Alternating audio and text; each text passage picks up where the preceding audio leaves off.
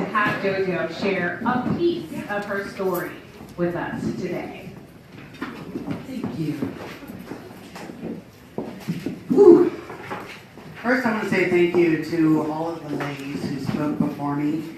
There's not one of you who I didn't deeply resonate with. I got some powerful confirmations, and by the way, I am the Venus. I'm the rooster right here. My year is going down, and I'm super excited about that. And I do all of the things you guys were talking about. So I want to hook up with every single one of you. You are the women that I totally want to hang out with. So what I want to do today with you ladies in the short time that I have is hopefully kind of take you on a journey. But first I want to ask you a question. How many of you in here have set some goals for 2017? Yeah. Because I'm going to tell you, when Monica gave me goals, I was like, perfect. And she probably thought I said that because I was like, right on, that's my topic. And I was like, perfect. Because I've experienced a lot with setting goals, and as many of you can probably relate, not always reaching them, especially when it comes to New Year's resolutions and stuff like that. So I went on my own personal journey of thinking about what does setting goals, reaching goals really mean to me? What I really want to help these women with today. And what I want to help you with is taking you on a journey to living inside out instead of outside in. Because that's what's happened for me over the past 5 years of working on goals. In December of 2011, just a few days after Christmas, I was sitting in my living room planning my own suicide. It's okay, I didn't do it. That's the good news. So I was about 430 pounds in a wheelchair. I had reached a complete rock bottom in my life, and I did not want to be here. I didn't want to be the burden on my children, and I just didn't want to be here, period. And a series of lifetime events had led up to that, and I literally spent 8 hours in my living room, not only planning my suicide, but trying to figure out a way that I could do it that would have the least impact on the people I loved. I didn't want anybody to have to pay for my funeral, and I didn't want anybody to discover the body. And at some point during those, I think it was about 8 hours of just frozen in that chair, going through this process, it hit me. Here I am, in this moment, of deciding I'm not going to be here anymore, and right now I still can't make it about me. I can't just do it because I want to do it. I still have to worry about how it's going to impact others. That's how little self-love I have. That even my death can do that. And I realized I didn't really want to die. I just didn't have any reason to live. And I remembered something a therapist had said to me 11 years earlier, some stuff she said that sounded somewhat important, but I totally dismissed about me not loving myself. And I don't know, I thought it was crazy at the time because I thought I was pretty cool in my self-destructive states. But it hit me that I didn't love myself. I never had. And that life of not loving myself had brought me to this place. And so I just did this crazy thing. I got rid of everything I owned. I put ads on Craigslist. I sold everything I owned. I let the dealership keep my truck and bought a junky old travel trailer, and I left Sacramento. And I went on what I called the One Love journey. I had 2 goals. This is where me setting goals began. I was going to learn how to love myself, and I was going to change the world because it was a really mean place that hurt good people like me. So I discovered a couple things along the way. The world's not really a mean place. But in my effort to go out and change the world, somewhere in there I ended up doing the main goal, which was falling in love with myself. You see, what I learned along the way was that I did not need to change the world. I just needed to change me, and my world around me transformed before my eyes. It was beautiful. You know, I thought I was this good person my whole life, right? Because I did everything for everybody. I was this doormat who got walked all over in my doing all this good. But I always ended in the same place. Being used, being discarded, being abandoned. And I thought I was a good person. And everybody else, they were the users, they were the hurters.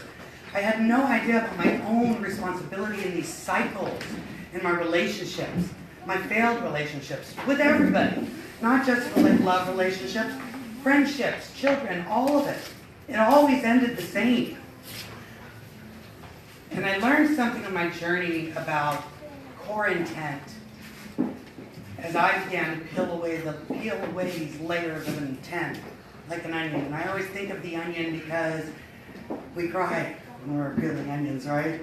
I did a lot of purging, a lot of crying, getting to the core intent of why I was a good person. And what I discovered is that I wasn't good simply for the sake of being good. I didn't just do good things simply because I had it to give or because I saw a need and I could still maintain self-preservation and fulfill that need. I was doing it with a core intent that was so self-serving. I was doing it to be loved. I was doing it to be needed. And in the process, I was robbing other people of their opportunity to save their own ass. Because I would show up and go, here's somebody whose life's all messed up, let me fix it, then you can love me and stay here by me. And I won't be alone again. But it always ended up with me alone. Because my core intent was self-serving, and I didn't understand something about the law of cause and effect. You know that word we use, karma? Right? I didn't understand that it's paid back on that core intent. It doesn't really matter what we do as much as it matters why we do it, right? So all these years that I'm doing good things, so I think I'm actually doing it to get something in return. So in making goals and reaching your goals, in the short time that I have to talk to you, I wanted to share that part of my story. There's so much more that went along with that, but just to give you a kind of a small picture of where it began, and me coming to this place of ownership, where I realized I was the creator of my reality. It was me. I was doing it. I was attracting these repeat relationships to me. I was in that wheelchair because my choices put me there. I had diabetes, non-alcoholic fatty liver disease. I was on more medications than I would be at 80, and I was in my early 40s. My life was a mess, but I was a victim in my own mind of everything. From a very rough childhood on up to a series of abandonments that led me to that moment when I didn't want to be here anymore. And what I discovered was that I chose it all. And one of the things I help my coaching clients do is to go back to a place of such empowerment and realizing, I believe I even chose my parents. And I chose well. I chose well because the woman I am today, now that I no longer see myself as a victim of any of it, rather the one who chose it all, now I'm empowered to know I can choose new. I can choose new. In regards to your goals, I want you guys to do a couple things, and I'm going to give you guys some stuff, and I thought deeply about what do I want to give you today. Can you guys hear me okay? Yes. Okay. So, number one, I want you to go home and I want you to make a list of the reasons why you want to reach those goals you have set for this year. The reasons why, not just the reasons why. How do you think you're going to feel when you achieve this goal? What is that feeling you think that reaching this goal is going to gift you? Get really, really clear about that. Once you have that written down, I want you to look up. I want you to look up at your life, and I want you to look around at all that you already have that promised those same gifts. Every accomplishment you've accomplished, everything you've done, all that you have in your life that you strive for, because it was going to give you that thing that you're striving for right now in this new thing. Does it still give you that feeling? Did it give you that thing that you think you're going to get with the next goal? And the reason why I'm asking this is because, to me, it's kind of like buying a new pair of boots, right? I bought these yesterday.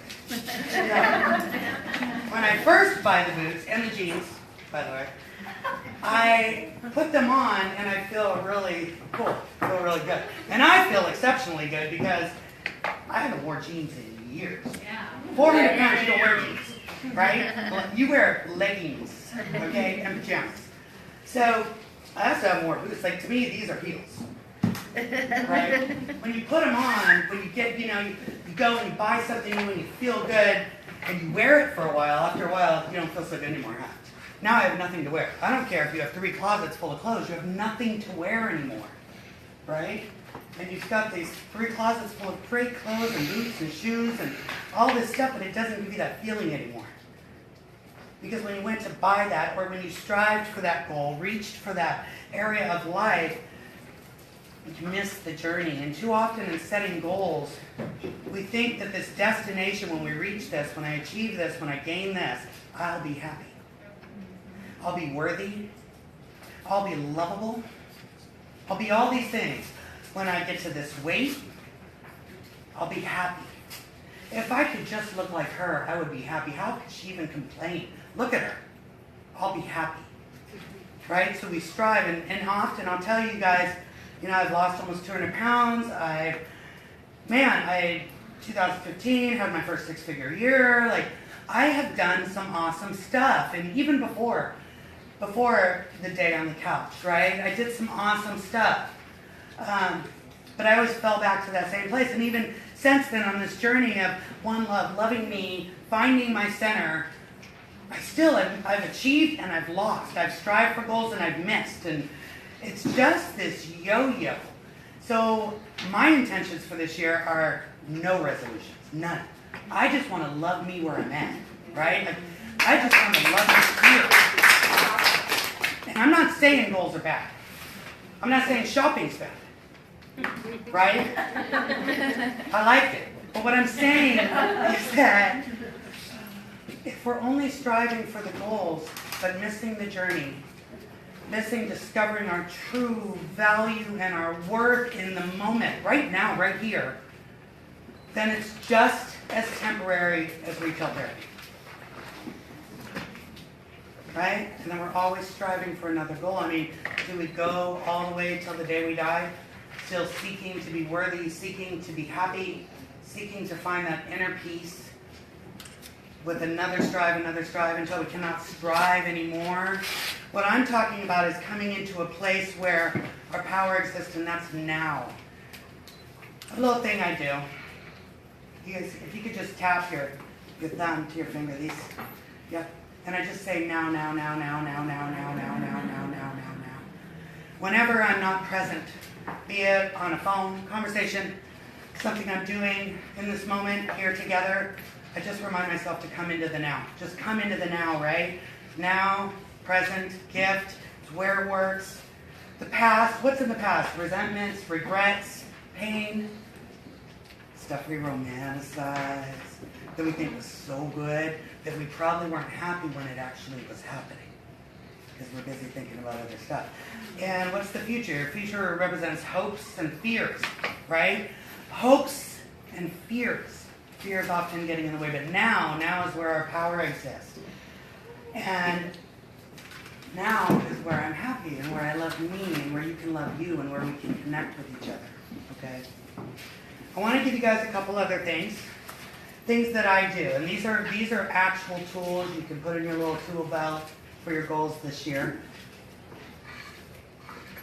Because I don't want to just make you happy with not reaching for goals and loving yourself where you're at, even though to me that's the ultimate goal. I know you've got some goals and I want you to reach those. So a couple things.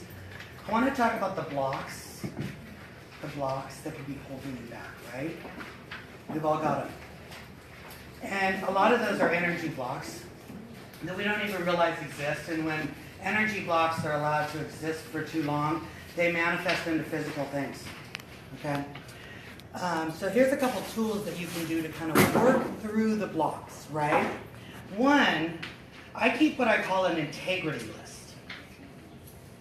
My integrity list is all those things that I would want to put off. Right? Could be money you owe people. Could be that conversation, maybe that phone call to the IRS. Right? Maybe that thing left undone with that person from your past. A conversation that you needed to have. For me, just getting it out of me and putting it on my integrity list is my first step. Now it's out of me. Now that burden of it is out of me. It's on the paper, in my list, and now I know I've started the first step toward working toward that. And I work every day to try and clear something on that list. Because even if we think we don't have a list, we do. And it's, when you start writing it, man, it's a little bit longer than you thought it was going to be. Another thing that I do, and I've done this a couple times to clear some of that stuff, it's called a stone throwing exercise. And I love lists, I love journals. I probably have like 40 of them spread all over. They're in my car, they're in my purse, they're in my house. I have journals for everything. Stone throwing, I want you to make a list of everything you're carrying on your heart. The pain, the resentments. How much resentment are you carrying towards past things that have happened between you and other people? The regrets. Regrets that cause you to feel shame and guilt. Okay? All of that stuff that's on your heart, I want you to make a list and number it. And then start gathering stones and putting them in a basket. Stones to represent it. It's funny, when I did this, I started seeing people on my list face in the stone. I know exactly who that is. And once I had all my stones collected in a basket, and this was early on, the first time I did it was early on in my One Love journey. I was at a park on the Delta in Stockton. I think it was my third park that I was at during that 3 years I lived in that RV. And I was still in my wheelchair, so I could only walk about 10 feet. And I needed to get from my trailer down to the Delta. Because what you're going to do with these stones is you're going to throw them somewhere. I chose the Delta. You can throw them into a ravine, somewhere where you're not going to hit anybody in the head. You don't want to have to add something to your integrity list. So I used my wheelchair and put my basket of stones in it and then used my wheelchair as a walker and slowly walked my way to the edge of the water, out onto the deck, and I just started sobbing about midway through. Part of it, I was just in pain trying to walk at that point. But the other part was I realized I didn't want to let these things go. I had been carrying these stones in my heart for so long, and I was about to let them go. And I didn't know how to exist without that pain, without that regret, that shame, that resentment. I didn't know how to exist without it. And it hit me, I'm afraid to let go of all this junk. But I pushed myself and I continued to walk until I got to the edge of the dock. And I pulled out my list, and every time I pulled out a stone, I'd look at the correlating number, and I would say my piece to that situation or person, and now I am done with you. And I would just throw it as far as I could. And it was an amazing experience, and what makes this experience so powerful is that the mind likes to see physical action take place for it to actually allow subconscious memories to be released. We could sit there all day long and say, I release you, I release you. Exercise out the demon, and it's still there. The mind wants to see you actually do something physical to let go of stuff. So that's a really, really powerful exercise. Another one, and I'm not going to go into full detail about how to do this one. You can look it up online. There's a lot of people who do it, and I'm actually in March for the spring equinox going to get together an event where a bunch of us women can do it together with a fire pit, but it's called the bowl burning ritual. And I see you've heard of it. Many of us have probably heard of it, but it's where we do something similar to the stone throwing, and it's another way for the mind to see you getting rid of the stuff that you don't need to carry anymore. And right now is a really great time to do that because 2017 is a year of beginnings. This is a year of beginnings, literally a year of beginnings. 2016 was a year of endings. Man, it was a powerful year of endings, right? Like completing a 9-year cycle, and we were really pushed and pulled, and we've got a lot of planetary alignment right now that is just, it feels horrible to a lot of us. Even me, like, let me tell you, I have got it pretty together, and I am pretty screwed up right now. I have been, and the thing about me is that I just share it honestly, so there's been some instances where I'm on Facebook crying, whatever, this is where I'm at. I've learned how to love me where I am, right? I'm gonna tell you, if I got invited to like this really fancy ball tomorrow, I would probably go home, wash these jeans, and show up there in these jeans and boots tomorrow. Because they feel good in them, right? And I would walk in the door and be like, what? And as every head turned, I'd be like, that's right. Because I've learned to like what makes me feel good, not what makes me accepted, not what gets me recognition, but what makes me feel good. And so I've been going on a couple journeys in the last month, tapping into this name change. The reason I brought Lelania back, I changed my name 33 years ago at the age of 14 to Joe. I picked a masculine name that blended in, did not stand out. I hated being a hippie. It's funny how we run from ourselves in search of ourselves, right? Because I found out I'm a hippie. So I brought Lelania back to bring back that child, that inner child, and do some healing work on her. So I've been like going to work as an Uber driver in my pajamas. Do you remember when you were a little girl and you wanted to go to school in your pajamas? Or what about when you wanted to go to school in that princess dress and the sparkle rain boots? Yeah. Do you remember that? Yeah. And then maybe somebody told you that that didn't match. That didn't look good, Yeah. right? So we wore like coordinated outfits and we showed up the way we're expected to. What if every single one of us had been allowed to go to school in a Cinderella dress and sparkle rain boots? Can you imagine how much more colorful our life would be if we were taught from a very young age to show up exactly how we want? What feels good, to live out our dreams. Not taught that being a princess is only for playtime, right? Being a princess is for every time. And then we develop into queens.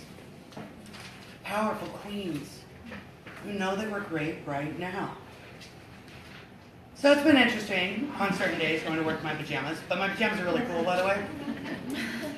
But what I'm saying is I'm doing this inner work, especially through the end of 2016, to bring in that new energy in 2017 and open up the door to just let that all flood in, all that self-love and new beginnings. Because everything that I have let go of has created space for something new to feel in, right? There's that energy stuff again. And I really, when you hear that word energy, you've probably heard a few different words that I've said, and you're like, what? There's those words that made you stop and go, what does she mean by all that? Those are the ones that you want to go learn some more about. I use a couple other things. I'm really into saging. Saging my house, saging me, saging my sister, saging people who come in my house. Crystals. I do a lot of grounding work. I get into nature. My best friends are trees. I live up in Boulder Creek, so I'm really blessed to live up there and spend a lot of time with heritage oaks, redwoods, pines, all that. So, and then I practice these just random acts, self-love daily through the food that I eat. Developing a personal relationship, tapping into the consciousness of my food. That's a whole another level of nutrition, but self-love. Seeing every bite I take, being present in it, and seeing it as light. I am light, eating light. Now when I breathe, I use a breathing technique. It's an ancient Tibetan breathing technique that a dear friend of mine, Oracle Eleni, gave me. And instead of doing that typical, like, breathe in the confidence, breathe out the drama. Why would I want to surround myself with drama? I am the light. You are the light. You're the light that transforms the energy in the space. So I breathe in the BS and the drama. Breathe it in and I hold it in. Then I breathe out the confidence and the peace until I have filled my space with it. I am the light that transforms my environment. So what the biggest lessons that I've learned is that I chose it all. So now I get to make new choices. That this is my story, and every page is unfolding new grace and meaning for me. That I can remove pages and put them here and I can rewrite the ending, I can do whatever I want. I can change my name and I'll probably change it again. I can do whatever I want. I don't do rules, I don't do boxes, and I was taught for a long time that that made me unreliable and irresponsible. But I happen to know now that's just who I am. So I work with who I am because I don't fit into everybody else's mold. I've tried 9 to 5 and having a boss, and I break out in hives. I know that about myself, right? I don't do it. I like to work with people.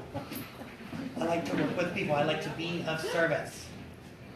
Be of humble service. I am a boss, B-O-H-S. I'm of humble service to myself and to others. Today when I help somebody, it's because I have it to give. And it doesn't rob them of anything that they need to work through, to go through. In closing, I would love to be friends with all of you on Facebook. Feel free to send me a friend request if you want a business card asked. For everybody here today, if you're interested in any of my coaching packages or my readings that I do or any of that, I'm offering a 50% discount to you ladies here. I'm honored to have shared this space with all of you ladies who spoke, and I see myself working with you guys in the future as well. And I'm honored to be here with you ladies while you're setting your dreams and intentions and been able to share this space with you. Thank you, Monica. Thank you.